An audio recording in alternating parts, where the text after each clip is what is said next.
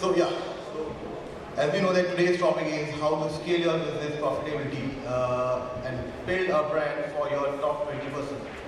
So here with me are great panelists, Abhishek Lodha, co-founder of InnerSense, Arshit Agarwal, founder of Sensei, I think he's not here, Dr. D. Lodha, founder of Online Tip, Kirti Poonia, co-founder of Relove and ex-CEO and board member of Okhai, and Navin Joshua, founder and director of GreenHonchos, and Rahul Khandelwal, EVP, Organized Trade of Godrej Consumer Product.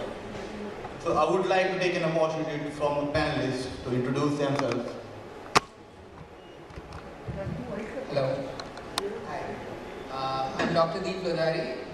We founded All That Dips in 2017 and we have been growing ever since. We specialize in fresh, preservative-free, chemical-free, clean label dips, sauces, condiments, and we retail online, offline, omnichannel, basically. Myself, Navin Joshua, founder director at GreenHonchos. We are a D2C enabler across the full stack technology, digital, and powering brands online.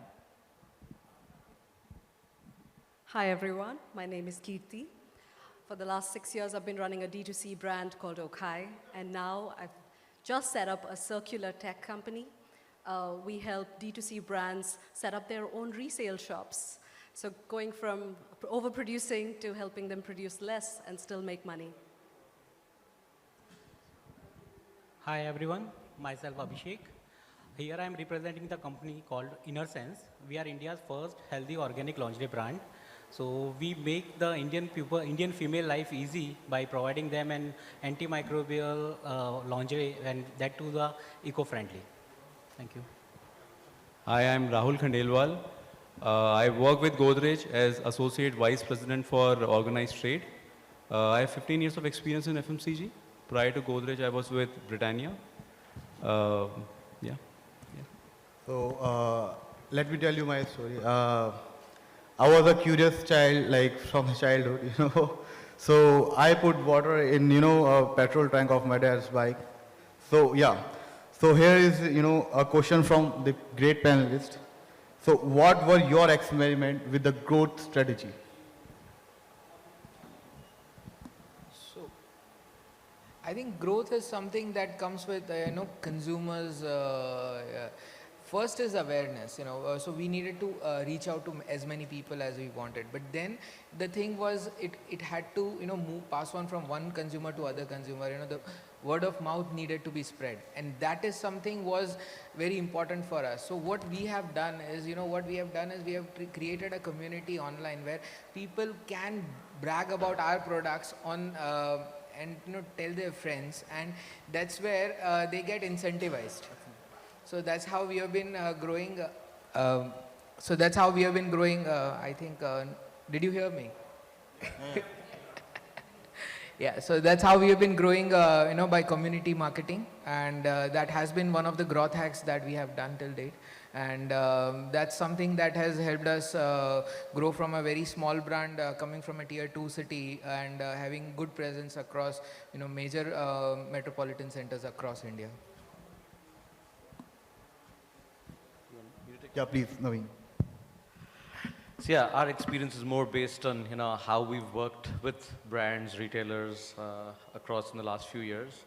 I think one interesting experiment or change we've seen work for quite a few, especially in the fashion lifestyle space, is there was no range or no offering or selection or catalog that was purely meant for e-commerce. So since we represent the e-commerce side of the landscape, it largely was experimental, where the existing range was just pretty much published online, and brands just wanted to go with the flow, test waters, see what happens.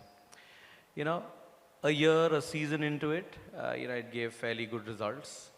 But it only took a brand from point A to point B with a similar planning across channels of sales. And after that, I think circumspect change into believing, and then brands really started to say, okay, now that we've gone to point B, the internal systems have understood how an e-commerce D2C can work. And then there were capsule ranges created that we were able to fairly successfully push across branding, digital, and different customer touch points. And we've seen a lot of brands now specifically having planning and merchandising for e-commerce as a channel, which is different from the way and the consumer experience and journey across offline versus online. And I feel like, after COVID, there are like circumstances has been changed. There are like lots of brands who are offline and moving to the online. There was like, I have seen the change in the Brazilian market. So these guys were having the stores offline, and each one of them is having, the online store, and they are selling online. So this is an advantage for the, a loss of technology like us, like COD, like many of the, the mowing gauge. These guys can be like have the benefit of the COD, like COVID-19. Yeah, please. Kirti, what's your like experiment with a growth strategy? So when we were setting up the business, we realized that there's a huge gap between customers and artisans, and customers want to know where their money is going. How do we use technology and e-commerce to build honesty, transparency between that process? So we definitely used Instagram to our advantage. You could see which village you're buying from, which artisan you're buying from, how she's making the product. And that transparent window created a whole lot of trust, and that became our whole brand. Definitely has been the reason for the account to go from 100 followers to over 3 lakh followers today. If I talk about Relove, which is being set up now in 2022, the rules of the game have changed. Our branding for Relove is that of an activist. It's trying to solve the climate crisis, and it understands that D2C brands need to grow and need to produce, but how can they use resale to acquire new customers? So it's all about the storytelling. Absolutely. I agreed on this point. I have seen the change, like where these guys, like one of the agency side is having, category 1. They were targeting category 1 traffic, the premium and the union territories, the premium traffic and the union territories, like the capital city, like cities like Delhi, Chennai, Mumbai. And now they are moving towards, category 2 via influencer marketing. The influencer who is having 8,000 to 10,000 of the followers can also be the part of that brand. And I have the case study. I have seen the case study of Mamaearth, how they have grown their business from like to zero to not zero, but they have increased their revenue from like 120%. Yeah.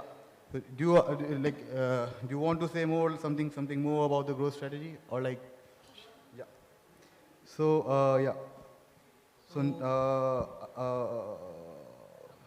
Abhishek, like, what's your experiment with the growth strategy?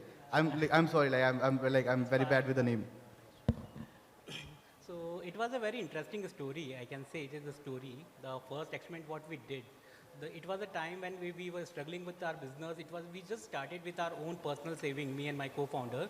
There was no funding, and there was like, being from Ahmedabad, we were not exposed to the VC market or the HNI market that time, and were not having much knowledge also.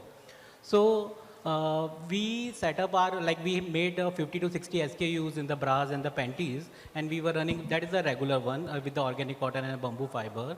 All of a sudden, me and my co-founder were sitting, and we were thinking where is the gap market? Like, there is no gap market in the lingerie. There are only very few brands, but they all are doing all kind of bras. So how we can fight with those like Jockey, Enamor, or the other competitor at that time? That time, Jivame and the Clovia were also very new at that time. So we thought there is ample of products are available in the market when we go for wired bra, for the padded bra, for the non-padded bra. But all of a sudden, when a female becomes pregnant or when she delivers a baby, she needs a separate bra which is called feeding bra. But there is no brand who is concentrating on that maternity bra or the feeding bra. So just one question came to our mind, is that why a lactating mother shouldn't have a good lingerie? There was no option. Even the big brands also are having 1 or 2 options. So we took it as a challenge and we experimented by launching the 30 styles in the maternity lingerie. And all of a sudden, that is that gave us the entry to the women's wardrobe, and that's how that our brand got scaled up. So that experiment was the best experiment we ever done with us. You know, like the clothing is like having the great challenges while remarketing their product to their consumer. So how do you like tackle these challenges like remarketing to the like So as of now, like if we talk especially about our own website, we are having nearby 35% of the repeat customer, and we concentrated more on the product quality, so which bring customer back to our product. So initially retargeting that like paid marketing, everybody does it, but the product speak itself. So we do not get much problem in terms of retargeting that customer back. 35% is like amazing number, you know, like I think I will give credit to the designs and the quality of the product for that. Superb, like I agree. Yeah. So Rahul, like what's your experiment with the growth strategy? See, while everybody is from a pure D2C, I represent Godrej. So Godrej also has its own smaller D2C. There is goodness.me, there was Be Blunt. So I share an example of Be Blunt. Now it is, it's from the very basic field example. We started as a D2C brand in Be Blunt, and then we thought, no, we'll have a great creative, and we'll use it to target all the shoppers who have already purchased us in the initial first 2-3 months. And then we did heavy targeting. And coming from a larger FMCG mindset, we thought, you know, it will be great to create one content and have a repeat marketing of the same with the people, and then generate a lot of conversions. We realized after 3 months of doing this activity that we were not getting enough conversions, rather the funnel was leaking. And later, when we started wearing the hat of a smaller brand and thought like we are D2C, let's not think like GCPL, then we realized that we need to customize our content. There is a content for a regular user, there is a one for lapsed audience, and one for the new user. The moment we did this thing, we realized that we need to apply that 80-20 principle on our products also. We can't be just marketing a product which looks great, but it's not in the top 20%, top 80% sales. And hence we did this thing in the 4th month, and after that the results were amazing.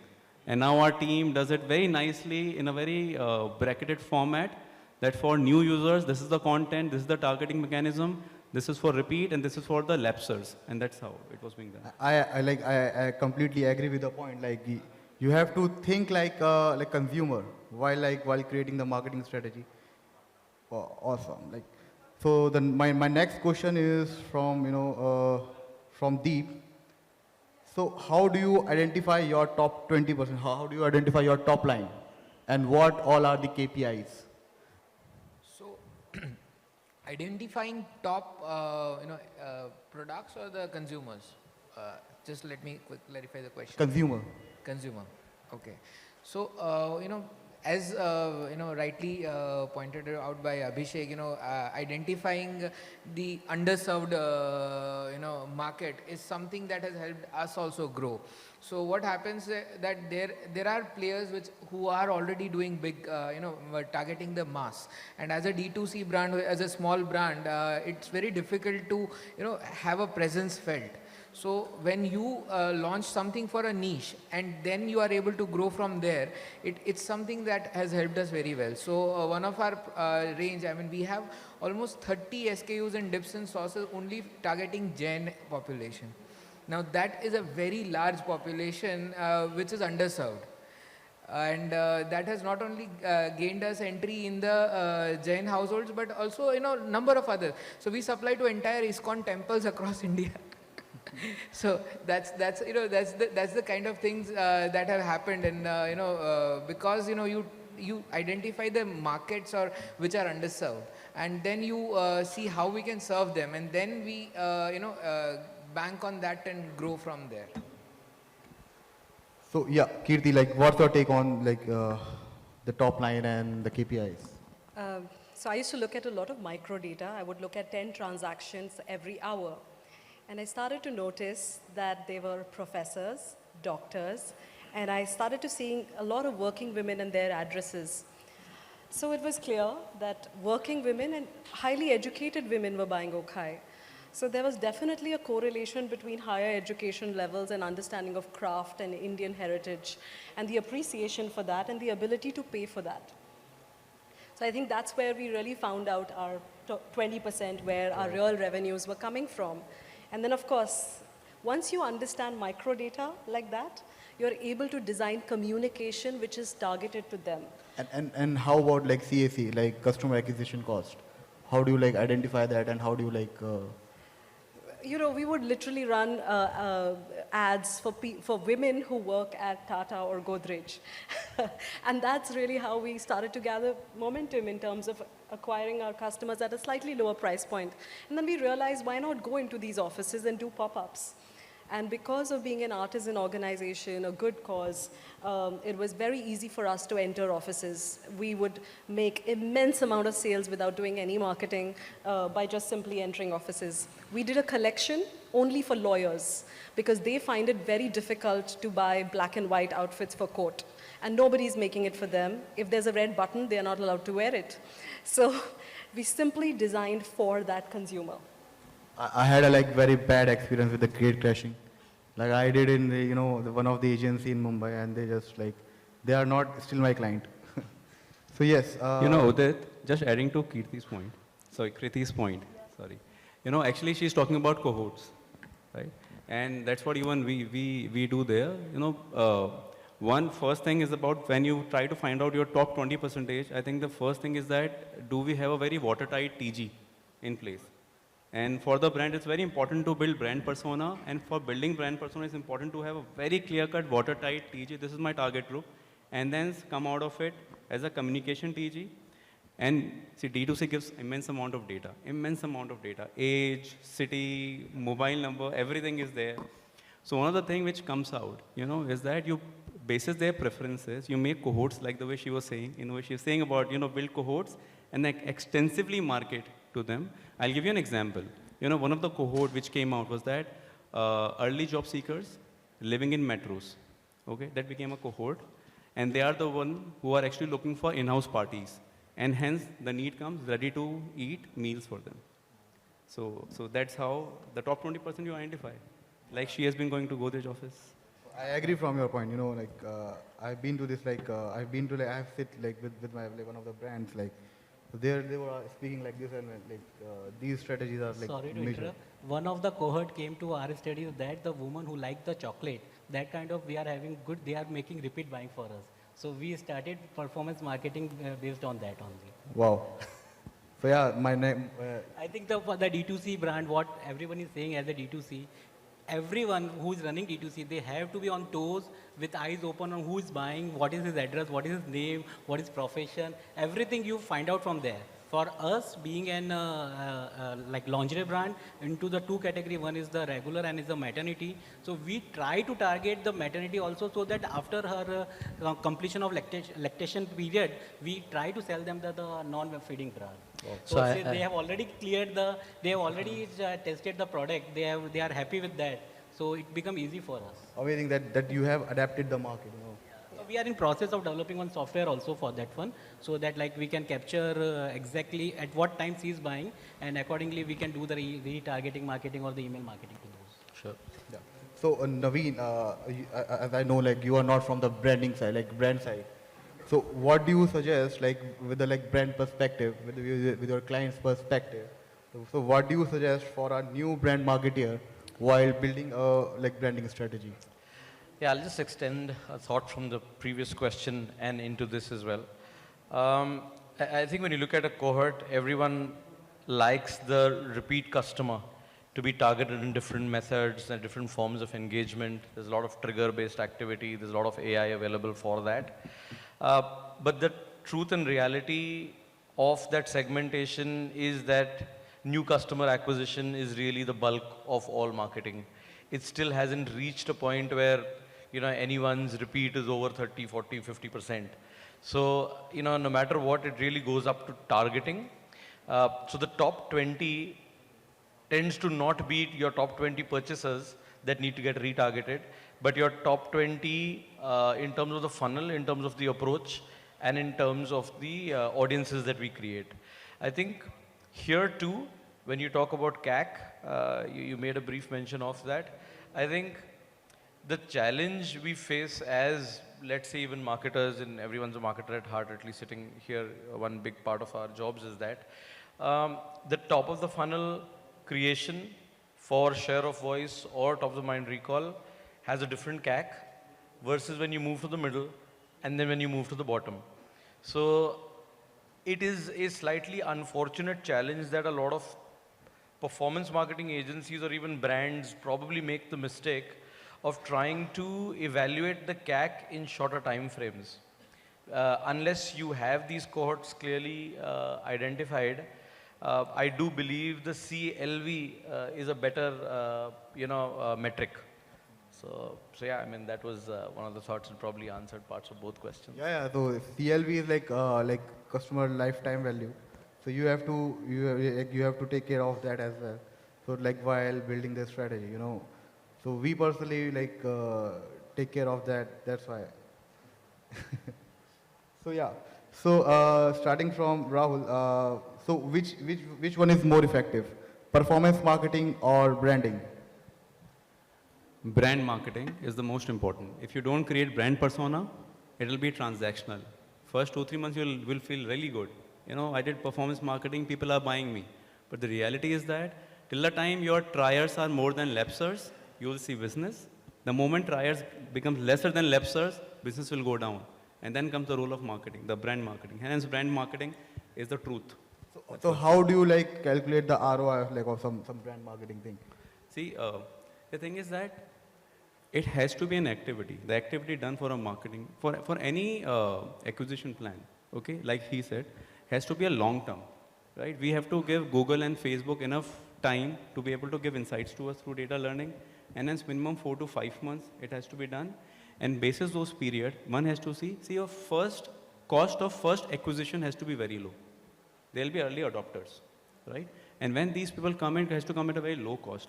However, initial first 4-5 months of yours has to go a lot in terms of targeting people through, so you have already communicated, thought about your brand persona, brand identity, and hence your top 20% is continuously changing, and you are targeting them. Basis that you are getting insights, so these are the personalities, these are the way people are going in, and you are measuring continuously what output you are getting. So after 4 months, we have to see that the initial cost which we have put into place, has that cost to sales ratio coming down or not? That's one, but after 4-5 months. The second thing is that your initial early adopters need to start playing the role of brand advocates. You have to make brand evangelists from there. If you are able to do that, the ROI will be very high after 4th month. Otherwise, we will be only scanning the surface and looking for people who can still advocate us. Which means once you have identified your core people, okay, find more people like them through Facebook and Google using their data. But using the initial one to advocate about your brand, I think is the biggest one. Then ROI will come. Otherwise, it is difficult. All right. So Abhishek, what's your performance marketing or branding? I will say hybrid model. You should have the performance marketing as well as you have to choose one. So it depends on your stage of the business. If you are very early into the business, you are just launching the product, then you need to do initially the performance marketing so to get the few clients who can be, as Navin, who become the brand advocate. If your product, given your product quality is good. And later on, but slow and steady always win the race, so still. So you need to put some money on the branding also every time. All right. So you are still choosing the hybrid model.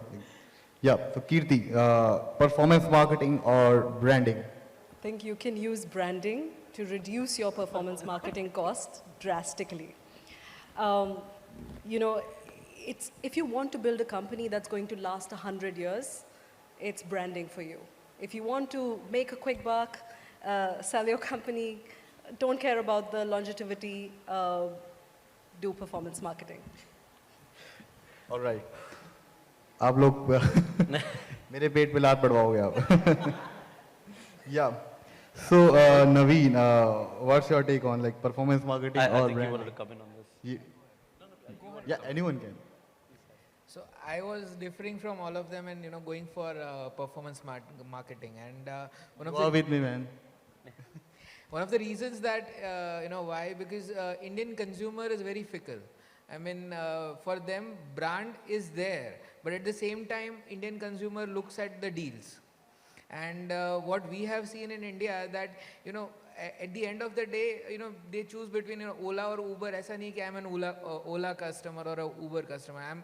I will travel whichever is faster or whichever is giving me the better deal or whichever is, convenient to me at this point of time. So, making a sale is more important. And for that comes with performance marketing. But if performance marketing is done in the right way, it does create a brand. So, yeah. So, I just want to add to this, that if you're focusing on the 20%, which gives you 80% of your revenues, then that person who is coming back to you again and again and again, the brand matters a lot more to them. sure. So if you're focusing on the 80%, sure enough, deals, all of that will matter. Yeah, no, I think all good thoughts, and I'm sitting literally in the middle of different views here on this, and I'll also continue to be in the middle. I'll bring another aspect to it. I also believe it is about the category of the product line. There are certain categories where you can push as much performance marketing, but if you don't push the narrative and the storyline, the product won't sell, which is where the brand marketing comes into play. And there is, a journey towards a purchase. I'll also bring into that the categories where, there are impulse-based purchases versus need-based purchases. I don't think a Q-commerce, the 10-minute delivery madness really needs marketing. Whoever is in it, the consumer downloads an app and goes into it and gets what it wants. It doesn't have to push its catalog per se. So, there is also a skewed understanding of what is performance marketing. I think right now we're talking about performance marketing being Facebook ads, Instagram ads, Google ads. However, there was an interesting word of hybrid, because the volatility of these channels has been a big pain for everyone, and broad basing top of the funnel traffic to multiple channels, I think, is a huge challenge, but an important issue to address for each brand owner. You can't be overly dependent on performance. And the last thought that I'd like to share on the same point is, I really call it, and my analogy is based on sports and cricket in general, but performance marketing in the definition that we are talking about is T20. A cricketer is remembered by all forms of cricket and whether he played well across the longest forms. And that's what brand marketing does. In an analogy sense, that's what I'd like to say. All right. So you see, you have to draw a line. Yeah, right? You have to draw a line. I want to just add to this that we are, while talking about performance marketing, we're missing something that is seeming like the future and the solution to performance marketing not working for many people, and that's WhatsApp marketing. WhatsApp commerce seems to be replacing websites. It seems to be building a very deep connect with the 20% of your audience who will actually engage, reply, buy on WhatsApp with you. So I think we should not forget that. All right. So, so guys, like, how do you build loyalty among your top lines? So like getting the loyalty of your customer is like one of the biggest challenge I have seen for the brands. So how do you create the loyalty among them? Kirti. By solving their problems. So understand on a deep, in a very deep way that what is it that they're feeling right now? What is their problem? I think when the lockdown began, everyone wanted loungewear, and I think fashion brands very quickly addressed that need. We were a women's wear brand, and we launched men's shorts, because we didn't even see menswear brands launching men's shorts so quickly. And we sold out, I think, understanding what their problem is, and women were buying these for men. So I think it's a very, very important thing to do on a daily basis. With Relove, we're solving the problem of a woman buying a dress and it not fitting her 6 months later. What does she do with this perfect dress? She can go back to the brand's website and resell it. So I think the number of problems you solve for them, that's how much they're going to love you and be loyal to you. And to market them, like which platform do you like? Will you choose TikTok or Instagram?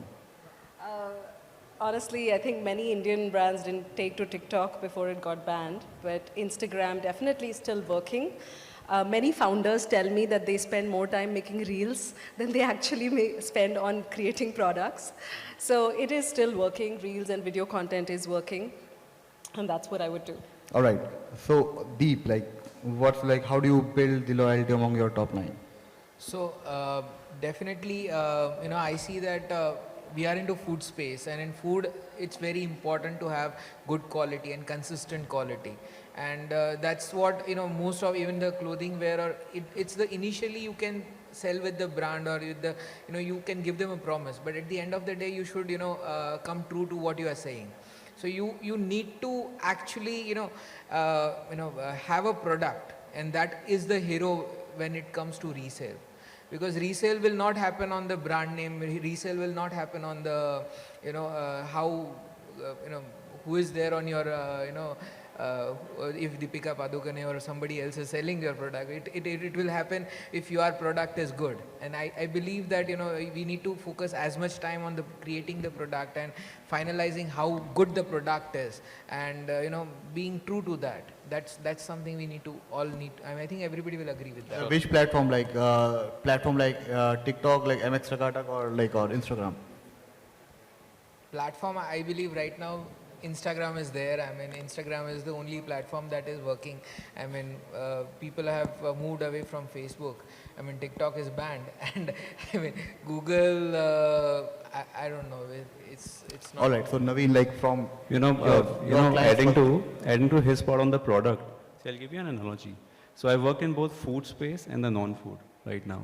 I think one thing which I continuously heard from the companies I worked is that product is the truth. It is the truth. If you start cutting corners to make margins, okay, the consumer will cut you down at some point in time, right? And then some of the brands, if you see in India, who are still iconic, they are the ones who are still living with the truth of the product. I'll not take the name of the product of the companies I work with, but if you think of Iodex or Borolin also, not even Boro Plus, Borolin, okay? They have their segment of people who swear by them, right? And hence product is the truth. And adding to the part on loyalty, I think the way we do in regular media is that we say something called share of voice, which is what is the percentage of ATL GRPs is what your brand is having. I think in this new age, we need to also have a percentage share of voice, okay, for these top 20% or top 30, 40, whichever way we want to segment it, that if your share of voice is very high with them and your product is right, then that is where the advocacy comes in place, which will drive loyalty. Otherwise, loyalty is very difficult to get, even for a bigger brands. It's very difficult. No, I agree on that. In the food industry, like too much, like there are like, lots of player you can find when you talk about the food industry. Yeah. Please, Abhishek, what's your strategy for the loyalty? As everybody said, the product is the first truth. Second one, that we do interact with our customers. Obviously, it's not possible to interact with all customers, but we have segmented, depending on their buying pattern. Like if somebody is buying for the third time, so our customer care team call them and ask and said them, "Ma'am, you are buying for third time, so we are here to give you a gift. Like we want to give you one panty or something, some product, which she can use it practically." And by saying this, we are able to see the customer is convinced, okay, she's getting some free gift, but she's giving her 5 minutes also. That 5 minutes we utilize in asking them, how are you happy with the product or not? What changes you want? Is there any daily routine problems you want to be addressed to this? So we take this, all these comments, and we do include in our products also in that. All right, so I think, so it's a time for rapid fire. So you guys will have 1 minute to answer that particular question. So Rahul, what is branding to you? Identity. Identity. You have 1 minute, you can speak. Achha, I have 1 minute. You said rapid fire. We have to utilize the time. Yeah, so see, when you say Mahendra Singh Dhoni, it's a brand, right? So he has a certain identity. And hence the brand which we talk about, we have multiple brands here. A lot of people are here, right? So brand is basically what is your identity, what is the persona, what does it stand for? And that is where we derive all those psychographic of a particular consumer to understand what people think about this particular brand. And hence it is the ultimate truth, right? Even by the color, by the logo, by the design, the way it looks, it is your identity. So yeah. All right. So, Abhishek, how do you apply branding on social media? So branding, first of all, right now is the Gen Z generation time. So the application of the branding should be done in the Instagram Reels form only in the social media, where the actual customer in the actual way they are presenting the product or they are speaking about the product. Should not be kind of a mock, or it should not be kind of an, sorry to use one, I will not name the brand name, but one shop company use that it is so milky and so soft and having the good model. So that is not truth. So current generation require the branding with the real, whatever the persona the brand is showing, that should be reflected in the terms of the social media also. All right. So, Kirti, branding or design? Design enables branding, right? Yeah. So I think to your first question, I was thinking about how brand is not just a logo, but it's you understanding my character, my personality, knowing me not just as a logo, but as a human being and what my approach would be. And not just as an Instagram page, but as a complete human being. I think that's branding to me. Superb. Like, Naveen, what, like email marketing or SMS marketing, and why? So our experience has been more tilted towards email marketing. We feel that SMS marketing, clearly you've got a much better alternative with WhatsApp commerce, because that's the messaging channel. And overall, it's also about the communication from a branding standpoint. I think our learning has been, right now it is about the journey from content to commerce. So, it is the storytelling and it is the narrative. So that's been our learning. So, Deep, like, what do you include in branding guidelines for the profitability? So basically, branding guidelines for us is, it's drool worthy or not. But the thing is, it should, entice someone to, it has the product, whatever you are selling, it has to be aspirational to the consumer. That's something what they want. They create a want for around it, and that's something is very important. All right. So, from this, this note, we can wrap up the session. Guys, if you have any question, you can ask. Someone there. Can someone get him a mic, please? Yeah. Meanwhile, Deep, I just want to say that it was so nice that he put his brand guideline in one line, whereas we have brand books that we share with agencies that this is our brand book, please follow this. But drool worthy, that's so easy. That's so easy for every employee to follow and every social media manager to follow, everyone to follow. I'm going to use that. It's very relevant for this category as well. Different category. Hi, firstly, thank you. It was a great session. My question is to Rahul. When you talk about Godrej and the D2C that it has, I'm talking about the house of brands, right? So what shopper mission does it address for the shopper? Because why would a shopper not buy from an Amazon and buy from a Godrej D2C? So how does that impact, what is the assortment strategy for your D2C, which is the house of brands? Yeah. Thanks. I think it's a lovely question. I think when we thought of starting a D2C, the premise was not about solving a shopper mission. It was actually stemming from the fact that the consumers are changing. The consumers are looking for solutions which are directly made for them. And if you see in the last 4 or 5 years, the way India is evolving, and India actually is taking some of the cues from China or other developed economies, which are digitally evolving. And when, if you will see that, if the scale of education and scale of digital evolution increases, people tend to want more customized solutions. And that is where D2C thing comes out.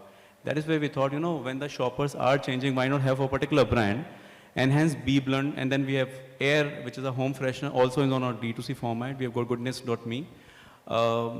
There we thought, let's start in small scale and see what people are looking for.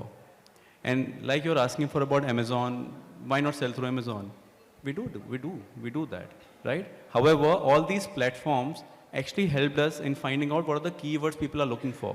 One of the keyword which people were looking for in the styling segment was hot shot, okay, which is about, those sprays which you can just spray on the hair just before a party. And basis that we launched a product which we were selling only in D2C. And hence, actually Amazon and all those portals were a good tool for us to find the right keywords for the consumer, and we developed a D2C brand, product through it. Now answering the other part, do you have a different assortment, strategy, or different portfolio? Yeah, we do have. We do have.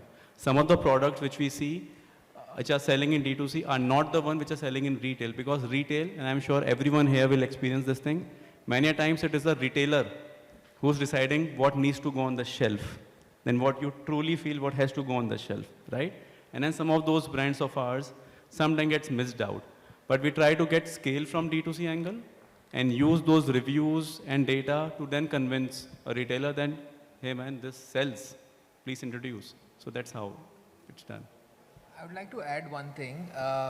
Not everything that sells online does sell offline. So, there would be certain, niche that, consumers which they will be only buying online. So there has to be a certain differentiation between the products that you sell online, and then the offline products has to be a more mass combination. Yeah, I think this is because of the buyer persona. Yeah. You have to create the buyer persona and you can market accordingly. Anyone else? A couple of questions. Hey, so my question is, like, any brand which is in their scale mode, and let's say for the first 5 to 6 months they were getting 4x ROAS, so return on investment, and they were happy, hunky-dory, but now the time comes that it has dropped to, let's say, 1x. And obviously I understand retention is equally important to make the unit economics positive, but is there a formula for any new entrepreneur that, okay, if your ROAS has gone down, and this much of ROAS you can sustain to grow if you have, let's say, an average 15% retention rate. So how exactly an entrepreneur should calculate that before they scale further? I can share some of my views. It's not very conclusive, but I think part of the session was also talking about profitability. Glad you allowed us to spend the last 5 minutes on it, though. See, there is, in the digital space, there is this entire clutter that is, rising the CPMs. So your cost per impressions are going up significantly, and that's not, I think CPM is a metric that is outside of a businessman's control, or an entrepreneur's control, because you're fighting for the same real estate that a white hat junior is fighting for, or Byju's is, versus a CPG 300 rupees product. It's the same CPMs. Unfortunately, an ad platform hasn't solved for this. We don't have CPMs by category. It's a huge challenge, but obviously they don't specifically care about it because there are a lot more advertisers and the money would go on that side. So given that volatility, I think the bigger challenge is it's tough for a new age entrepreneur to think too much about loyalty or repeat, because depending on your product line, maybe your repeat cohort is 6 months. In certain, it could be 1 month. So it will take that patience. I think the post-order journey and that leakage is killing in many categories. In some, especially soft lines, I don't know which category would you like some understanding of, but let's say if it is soft lines, the gross to net drip is nearly 30% at some times. And the marketing dollars are going on gross, but the P&L is on net. And there is where I think there is, the two main issues is, dropping ROAS, which anyway is going down. In CPG categories, etc., 2 or 3 ROAS is now what the landscape is, no matter who tells what. You could have certain fashion brands, etc., that could still be giving 4 to 9x, but there are categories which, if anyone's saying that they're getting more than 3x in today's day and age, then there's magic happening, not a formula. You need formula though, because you can't base it on magic. I think the post-order journey, everything between the first order to the second order is what, in terms of the entire CLV, will eventually bring down your overall ROAS or customer lifetime, your cost of acquisition. But even within a transaction, I think that entire RTO space where you need more data, you need more AI to guide on which PIN code should be serviceable on prepaid versus COD. It sometimes isn't good enough to just get gross ROAS, where you'd find via analytics that you're not being able to gross any net. So I think PIN code, RTO, trying to see if there are certain parts of the catalog that are causing your 80-20 issue, trying to work on them on the side. Because otherwise, the big issue, and I know it's a challenge for us, is marketers aren't incented on the net. They're incentivized on the gross. So unless the KPIs get mapped, where it is more in line with the entrepreneur and his business, this is going to continue being a challenge. Yeah. Anyone? So yeah, so we can wrap up the session. Thanks for joining us. Thank you. Thank you.